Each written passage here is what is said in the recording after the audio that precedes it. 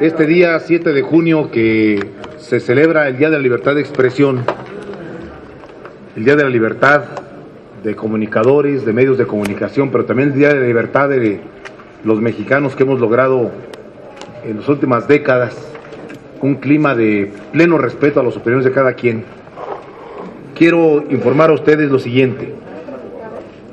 El Congreso de la Unión, sus dos cámaras, terminaron sus trabajos del periodo ordinario en el mes de abril de este año, con diversos temas que están pendientes en la agenda legislativa. No voy a hacer en esta ocasión un resumen de las minutas que la Cámara de Diputados tiene pendientes de dictaminar, habiendo sido aprobados por el Senado de la República, ni tampoco a las que el propio Senado tiene como pendientes de dictaminar de la Cámara de Diputados y de otros temas, porque me quiero centrar en un tema en específico. El Senado de la República aprobó una reforma política de carácter nacional, con una decena de temas importantes. Esta reforma política fue aprobada en el Senado, fue turnada a la Cámara de Diputados y se encuentra en discusión en las comisiones. Al mismo tiempo, el Senado de la República recibió una iniciativa de senadores de diversos grupos parlamentarios para aprobar una reforma política del Distrito Federal. Esta iniciativa fue elaborada en la Asamblea Legislativa del Distrito Federal y avalada por el gobierno de la ciudad que dirige Marcelo Ebrard. Fue una iniciativa consensada con los grupos parlamentarios de la Ciudad de México, de su Asamblea Legislativa, y se encuentra radicada aquí en el Senado de la República, en las Comisiones Unidas de Puntos Constitucionales del Distrito Federal y de Estudios Legislativos.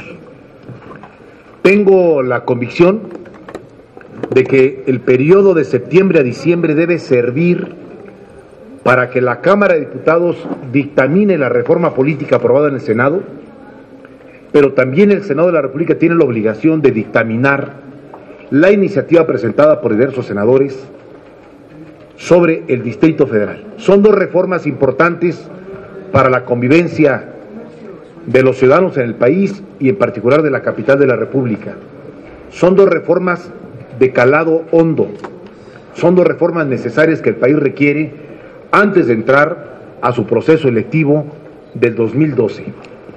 Por ello, para aprovechar el receso legislativo, que por cierto mucha gente se pregunta ¿qué hacen los legisladores en el receso legislativo? Muchos hasta creen que estamos de vacaciones, que vamos a regresar hasta el 30 de agosto a actividades, y la verdad es de que estos recesos legislativos deben ser aprovechados por los legisladores para visitar el territorio, para entrar en contacto con los ciudadanos, para reactivar iniciativas, para hacer consultas con la gente, y es lo que me propongo hacer en el mes de junio, julio y agosto. Voy a realizar una intensa actividad para garantizar que en el mes de septiembre el Senado tenga entre sus prioridades la dictaminación de la reforma política presentada por diversos senadores, elaborado por la Asamblea Legislativa del Distrito Federal. Para ello, informo que realizaré las siguientes actividades.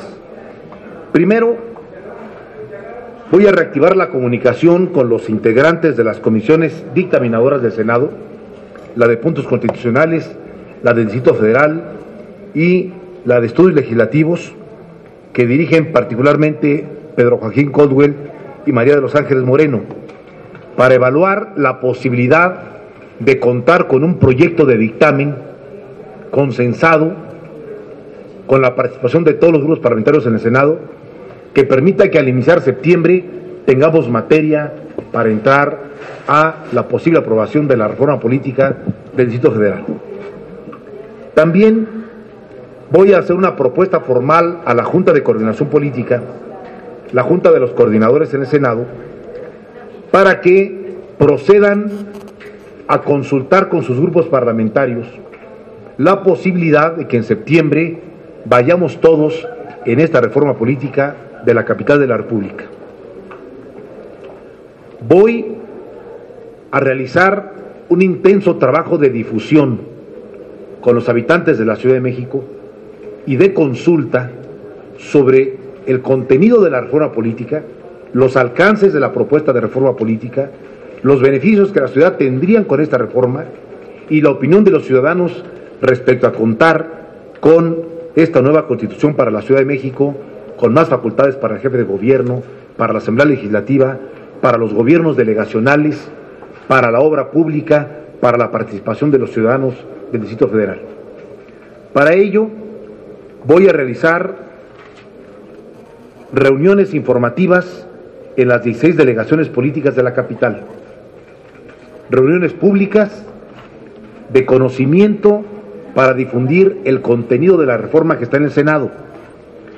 Voy a convocar reuniones con agrupaciones políticas, sociales y civiles de la capital del país para conocer su opinión, tener su participación y que el Senado de la República pueda contar con la opinión de miles y miles de ciudadanos que están a la espera de que el Senado pueda culminar este proceso de reforma.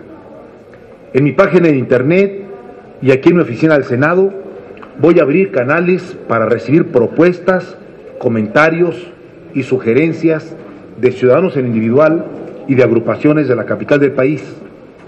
Y voy a iniciar una campaña de recolección de firmas para conocer si los ciudadanos del DF respaldan o no la creación de una nueva Constitución para la Ciudad de México como parte de la reforma que la capital requiere. Todas estas acciones las voy a hacer en mi calidad de senador de la República y de integrante de la Comisión Legislativa de Dictamen del Distrito Federal. Como integrante de la comisión, como senador de la República, como coordinador parlamentario del PRD, tengo interés en que la reforma no vaya a seguir sufriendo tropiezos o desencuentros de los grupos parlamentarios entre septiembre y diciembre. Para decirlo con claridad, me propongo sacar la reforma política de la negociación de los grupos parlamentarios de aquí a agosto y trasladarla hacia los habitantes de la ciudad, para que los grupos parlamentarios sepan cuál es la opinión y el pulso de los ciudadanos y en septiembre haya mejores condiciones de que se presente un dictamen con la participación de todos los grupos parlamentarios y que no termine diciembre sin que hayamos aprobado esta reforma y turnada a la Cámara de Diputados con tiempo suficiente para que se pueda dictaminar también allá y luego pase a los estados de la República. Ese es el anuncio que estoy haciendo.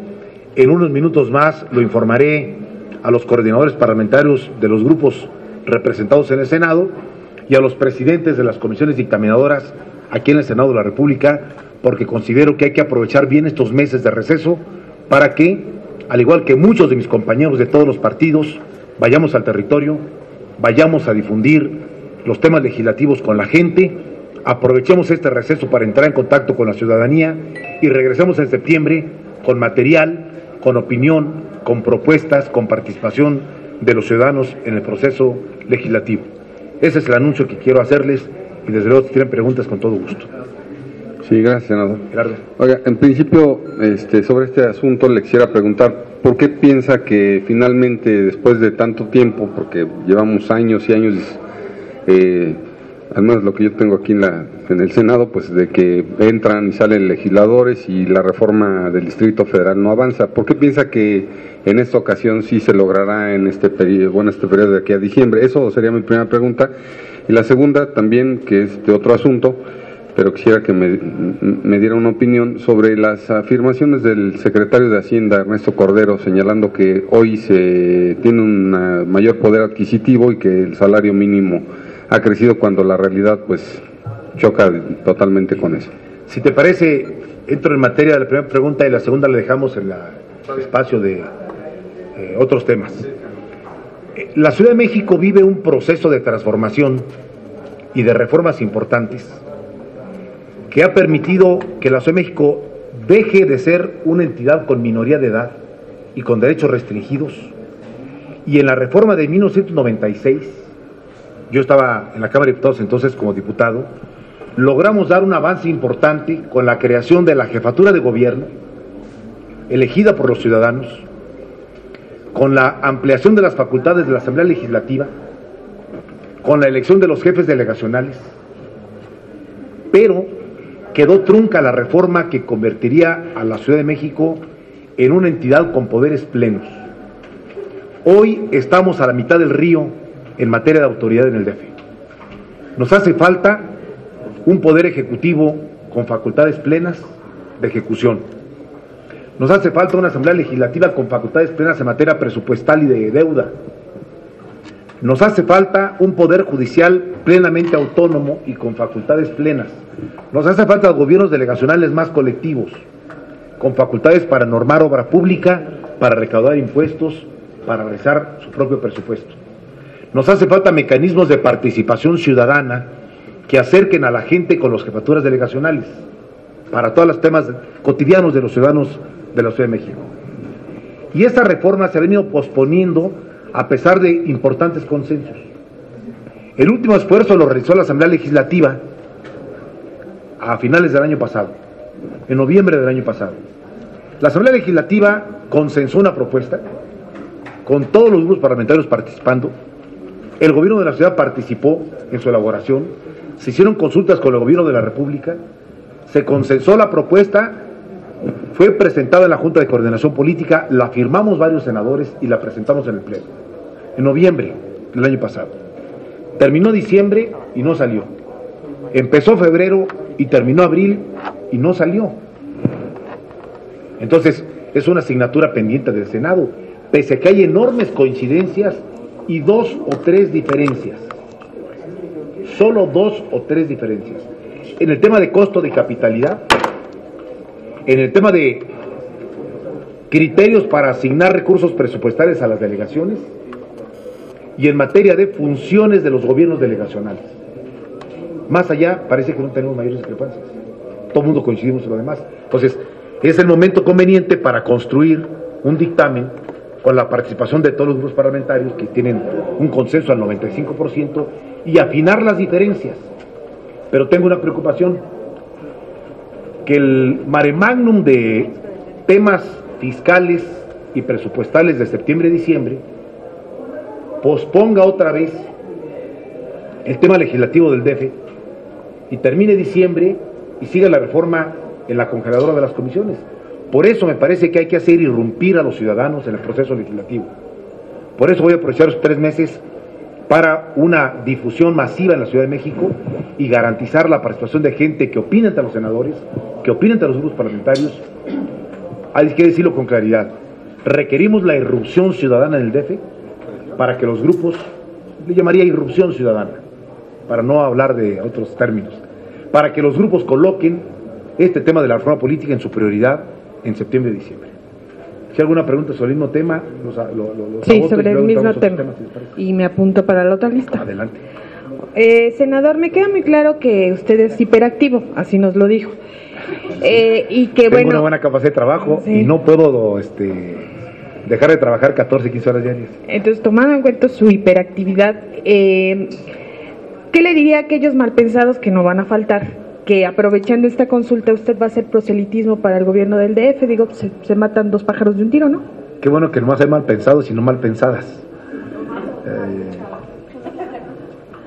Frente a cualquier comentario que se pueda generar, déjenme decirles que el contacto de los legisladores con los ciudadanos es indispensable. Hay que romper el aislamiento de las paredes de reforma que pueden hacer que los senadores nos concentremos en los vericuetos, pasillos, algunos de ellos sin terminar, aquí de la sede de reforma, y nos perdamos del contacto con la gente, que es lo más importante. Y en un tema que afecta directamente a la gente, la gran pregunta que voy a hacerles a los electores es, y a los ciudadanos del DF, ¿ustedes saben cómo les afecta una reforma política del DF? ¿Saben qué pasaría si tuviéramos una nueva constitución? ¿Saben qué ocurriría si la Asamblea Legislativa, el jefe de gobierno y los jefes delegacionales tuvieran mayores facultades para resolver los temas del agua, del presupuesto, de la obra pública del Distrito Federal? la ciudad ganaría. Y para aquellos que puedan pensar, bueno, ¿y por qué tanto interés? Soy senador, soy coordinador parlamentario, soy miembro de la Comisión del DF, vivo aquí, aquí está mi familia, y lo que pueda pasar el año que entra con mi futuro político también está aquí, en el DF. Por lo tanto, como dijera Martín Urieta, mi compañero compositor, ¿qué de raro tiene que le ponga más prioridad al Distrito Federal? Angélica. A ver, aquí, y luego con nuestro amigo. DF. Sí, sobre el tema del DF, le quería preguntar, ¿cuáles serían las prioridades de esta reforma, aparte de los temas que enumeró? Por ejemplo, si estarían planteando la división de las delegaciones, y si me regala un comentario sobre el fallo de ayer de la Suprema Corte, que modifica lo que se le llama la ley Ebrard para los partidos políticos. Bien. La reforma política permitiría un gobierno más eficiente en la capital de la República. Permitiría plenas responsabilidades y facultades al Poder Judicial, al Poder Legislativo y al Poder Ejecutivo. Permitiría que las decisiones de presupuesto, de deuda, de gasto, de inversión, estén en manos de la Asamblea Legislativa a propuesta del Ejecutivo. Permitiría que los jefes delegacionales tuvieran otros criterios de distribución de recursos. Permitiría que hubiera participación ciudadana en la toma de decisiones de la ciudad y de las jefaturas delegacionales. Permitiría que la pluralidad política se expresara de mejor manera. Permitiría que la Procuración de Justicia y la Seguridad Pública estuvieran totalmente en manos del jefe de gobierno y no como ahora ocurre, mixtos entre el jefe de gobierno y el presidente de la República. Permitiría una constitución que le daría un marco jurídico y legal a todos los habitantes de la ciudad. Permitiría una mejor coordinación del gobierno de la ciudad con el gobierno de la República. Permitiría que la Ciudad de México tuviera un costo de capitalidad pagado por el gobierno federal. ¿Cuánto le cuesta a la Ciudad de México tener a los poderes asentados en su territorio? En predial, en agua, en seguridad, en manifestaciones, en movilidad. ¿Cuánto le cuesta? Eso está cuantificado, se puede cuantificar. Para que el gobierno federal le entregase al gobierno de la Ciudad de México un costo por ser capital de la República. Es decir, todo eso sería beneficios para los ciudadanos del Distrito Federal. Por eso requerimos esta reforma, para que las habitantes del DF tengan plenos derechos, sus autoridades tengan plenas responsabilidades y plenas facultades, y por fin la Ciudad de México, capital de la República, que es la propuesta que está en la iniciativa, Ciudad de México, capital de la República, adquiera el rango que tienen las entidades del país, y no que estuvieran huérfanos, como están ahora los habitantes de la ciudad, de derechos y de rango constitucional. En el segundo caso, ha habido una pequeña modificación del Poder Judicial respecto a requisitos para mantener el registro o lograr el registro en la Ciudad de México. Yo soy totalmente respetuoso de la decisión de la Suprema Corte, que debe ser acatada su resolución, para permitir la irrupción de nuevos grupos políticos o de nuevos partidos en la capital de la República. Aquí hay pluralidad, aquí hay libertad, aquí hay libre participación. La Corte ha dictaminado que hay que modificar los requisitos, hay que acatarlo y así irnos a la convivencia partidaria en la capital de todos los mexicanos. Senador, buenos días. Sobre este tema último, precisamente este fallo de la Suprema Corte, ¿llega a tiempo para la competencia política por el gobierno del Distrito Federal? O, senador, digamos que el PRD debe de estar tranquilo porque no surgirá o ya no hay tiempo legal para que surja otro partido político que pudiera hacerle, digamos, juego político aquí. Gracias. Yo no le tengo temor a la pluralidad política de la capital de la República.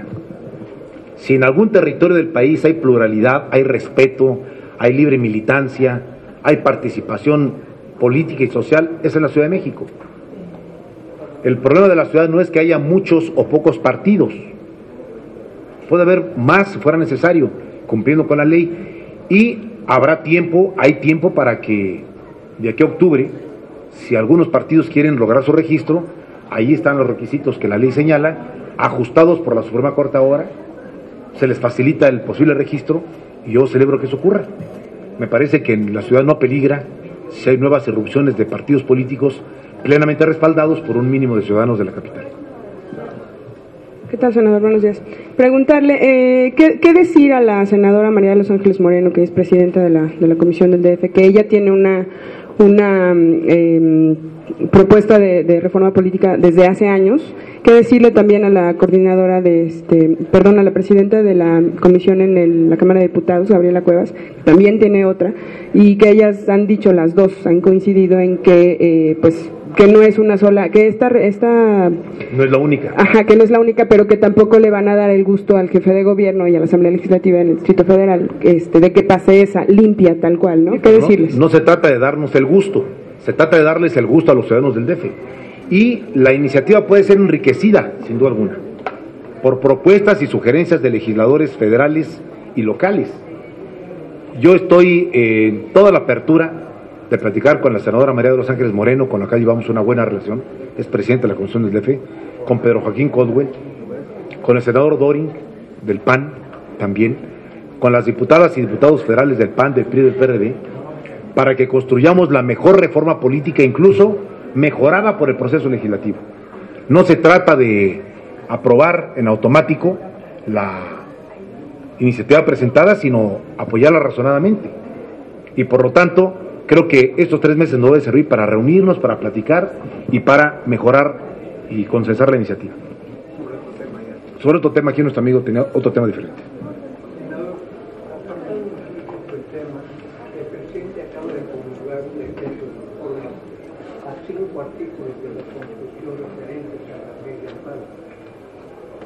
El título 8º de la Constitución expone que las modificaciones o reformas al articulado de la Constitución deben ser sancionadas por las 3/4 partes del Congreso.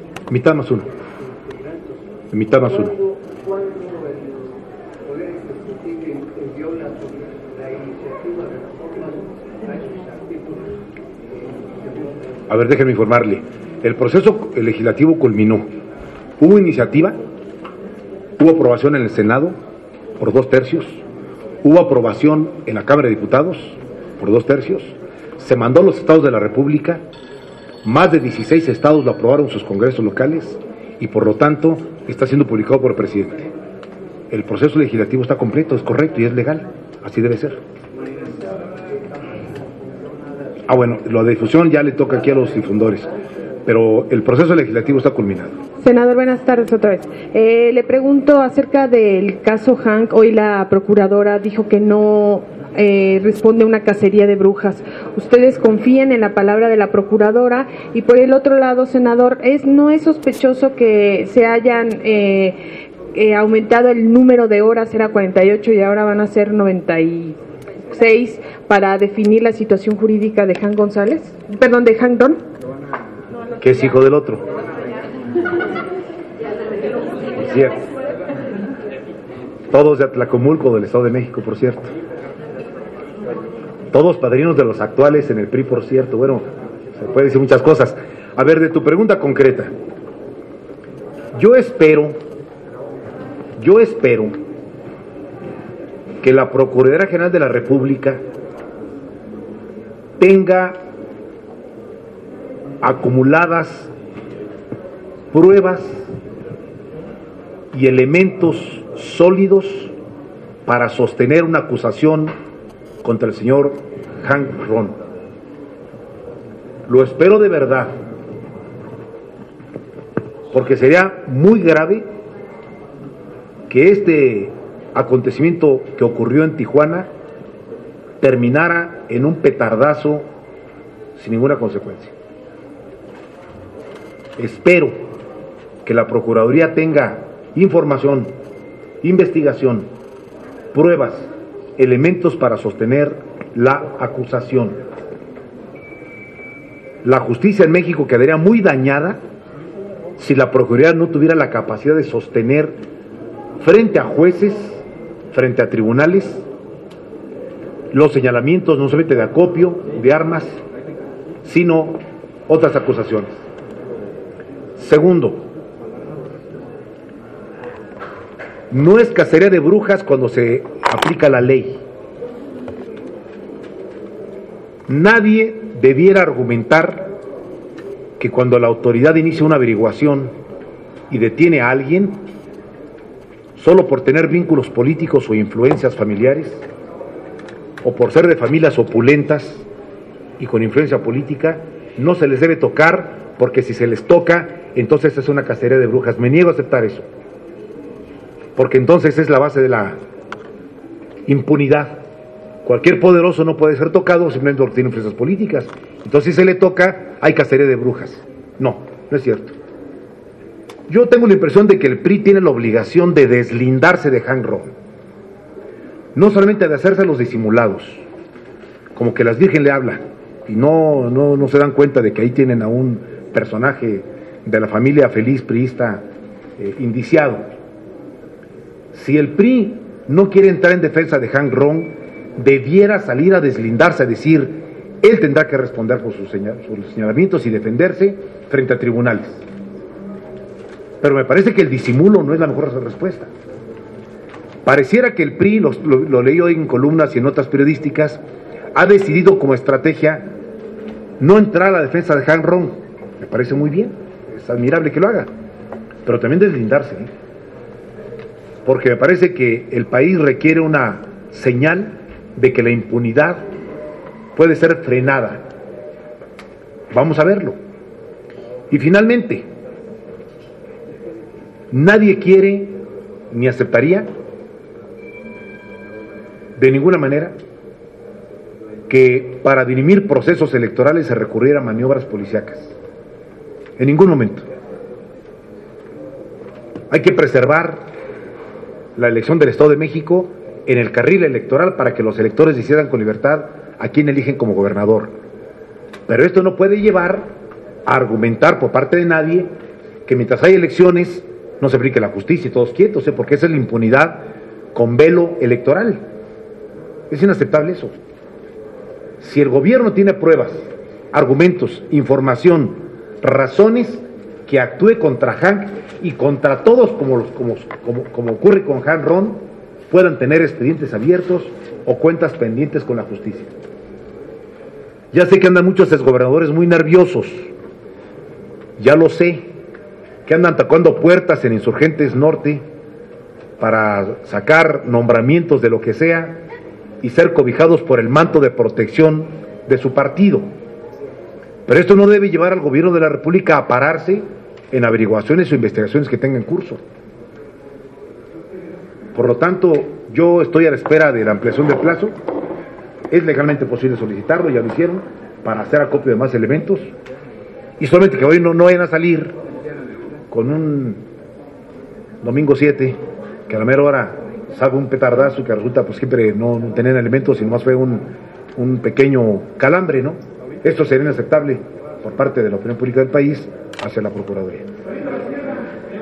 Sí, senador, con respecto a la pregunta que le hacía sobre Ernesto Cordero, ¿qué opinión tiene sobre estas afirmaciones que no son las primeras? Ya lleva un rato haciendo gala de su optimismo, entonces quisiera que me diera una opinión de esto.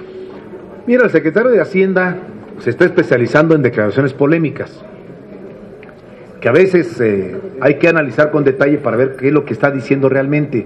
Necesita un vocero como Rubén Aguilar para que explique lo que quiso decir el secretario, en primer lugar.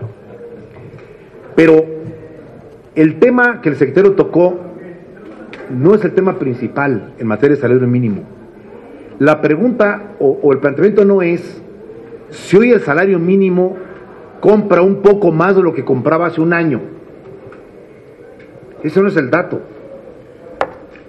El dato es, en los últimos 20 años ha disminuido su poder de compra de salario mínimo. Año con año pierde capacidad adquisitiva. La pregunta es, ¿cuánto ha recuperado respecto a lo perdido? ¿Cuánto ha recuperado respecto a lo perdido? Puedo aceptar que pudo haber habido en el último año una recuperación leve. ¿De qué tamaño? ¿Y cuánto perdió en los últimos 20 años y cuánto ha recuperado? Porque ese es el dato importante. El salario mínimo en el país sigue siendo el salario del miedo para millones de familias mexicanas. Las familias que viven entre 1 y 4 salarios mínimos de ingreso le sufren para poder mantener su ingreso básico mensualmente. Son las familias que cada jueves, viernes están tornándose los dedos porque llegó el fin de semana y ahora alcanza para la comida, para la renta, para el gas, para la ropa, es decir, tiene que hacer esfuerzos extraordinarios para sobrevivir con entre 1 y 4 salarios mínimos, porque lo que un salario mínimo compra ahora es mucho menos que lo que compraba hace 20 años, por la pérdida anual, la inflación y todo lo demás. Entonces, el secretario debiera complementar su dicho diciendo, puede ser que haya habido una recuperación en el último año, pero comparado con hace 20 años seguimos en este desnivel, para saber más realmente cuál es el dato, ¿no? Angélica. Sí, senador, preguntarle sobre este caso de Hanks, si confirma la decisión que tomaron los senadores de que no se le permitan al ejército este tipo de cateos en caliente, porque la familia ha dicho que no tenían órdenes para entrar, en fin. Y si tendría que ser una prioridad la Ley de Seguridad Nacional si se convoca ese extraordinario que están planteando. A ver, los cateos en caliente, es decir, en el hipódromo de Caliente, en la sala de juegos de Caliente, en la casa del dueño de Caliente, la versión que todo mundo tenemos es que el ejército y la PGR entraron en flagrancia de un delito. Voy a explicarlo en términos simples para hacerme entender. Imagínate que afuera de una residencia hay 3 tipos con AK-47 en la mano y que pasa un comando del ejército o de la PGR por una denuncia ciudadana o por áreas de inteligencia o porque se enteraron, y los 3 tipos con la AK-47 en la mano corren a resguardarse un domicilio. Primero, se está cometiendo un delito federal grave en la vía pública. Ahí hay un delito que es continuado cuando los portadores de las armas se metan en un domicilio particular. Se equivocan quienes dicen, como la familia del indiciado, oigan, qué grave violación a la ley, mis pistoleros se metieron a la casa y entraron a la casa sin orden de cateo, ¿qué violación a la ley es esa? Digo, es una barbaridad, ¿eh? El delito continuado de portación de armas permitió al ejército entrar al domicilio. Estaba cometiéndose un delito, portación de arma. Te voy a poner otro ejemplo. Es como si un tipo está golpeando a una señora afuera de su casa y la tiene bañada en sangre, a cachazos, con una pistola en la mano, la golpea brutalmente. Llega la policía y el tipo se mete a la casa y dice, a ver, no vayan a violar mis derechos y violar la ley, vayan a sacar un orden de cateo y luego entran mientras sigo golpeándola adentro. Eso no puede ser. El delito continuado de portación de armas continuó dentro de la casa y por lo tanto había legalidad para irrumpir. Que no nos vengan ahora con el argumento de que pobrecitos ciudadanos que les irrumpen en su casa y los sacan de sus camas. ¿Qué violación de derechos es eso? Había tipos armados afuera de la casa que ingresaron a protegerse de la casa y que cuando entraron se encontraron más de 80 armas. Ahí hay un delito, ¿eh? Por cierto, me llama mucho la atención Jaime Ron, asesorado por su abogado. La primera declaración es, yo ni conozco esas armas ni sé de ellas, me las sembraron, me las pusieron a los pies y me sacaron una foto con ellas. Esta fue la primera declaración con abogado a un lado. Más que la señora en la casa dice, todas estas armas tienen permisos, están legalizadas. Ahí hay contradicciones, ¿verdad? Evidentemente. Bueno, ¿a quién le toca averiguarlo? ¿A la PGR? ¿A la PGR? Había cámaras en la casa, las cámaras van a poder verse las grabaciones para ver cuando llegó el ejército dónde estaban los hombres armados, fuera de la casa, dentro de la casa, qué armas traían en las manos. Pues va a poderse determinar perfectamente la flagrancia de un delito.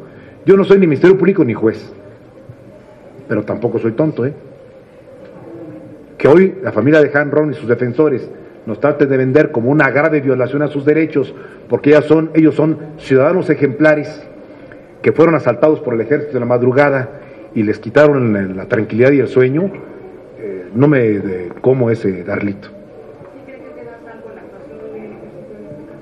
Que los jueces lo determinen.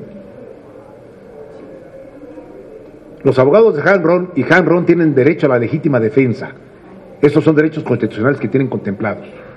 Que vayan a los tribunales, que argumenten en su defensa lo que crean conveniente, que presenten argumentos, razones y pruebas, y el juez determinará desde la irrupción del ejército, si fue legal o no, qué pasa con las armas, si tenían permisos o no, hay acopio con más de 80 armas o no, cuando alguien tiene más de 10,000 tiros en su casa es acopio o no, eso lo tiene que determinar un juez. Yo esperaría que el juez determine, por eso vuelvo a decir lo que dije en principio, espero que la PGR tenga muy sustentadas sus acusaciones y que presenten las pruebas correspondientes, porque si no, el menudo lío se van a meter. Senador, precisamente de eso, esta mañana la procuradora Marisela Morales ha comentado que ya no le van a declarar un arraigo más, o sea, no lo van a arraigar, porque no quieren más presiones políticas, pero está pidiendo que el juez determine hoy mismo la situación jurídica de Hank.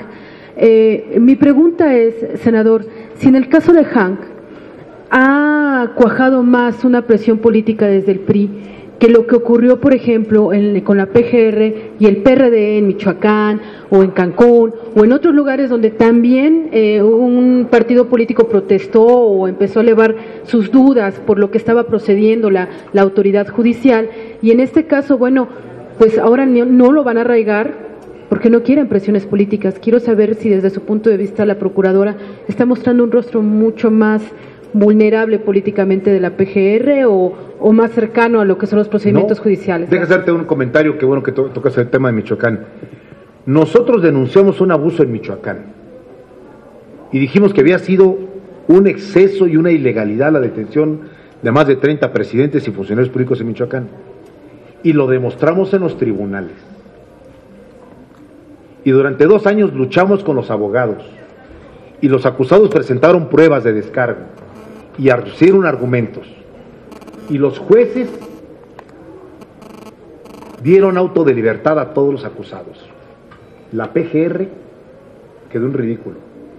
Por cierto, el procurador que estaba ya no está. Por lo tanto, si el PRI quiere defender a Han Ron, que lo defienden los tribunales con pruebas, no con declaraciones políticas. Nosotros lo hicimos en Michoacán, Nosotros no sacamos a los michoacanos con presiones políticas, lo sacamos con resoluciones del juez, porque argumentamos, presentamos pruebas y elementos legales.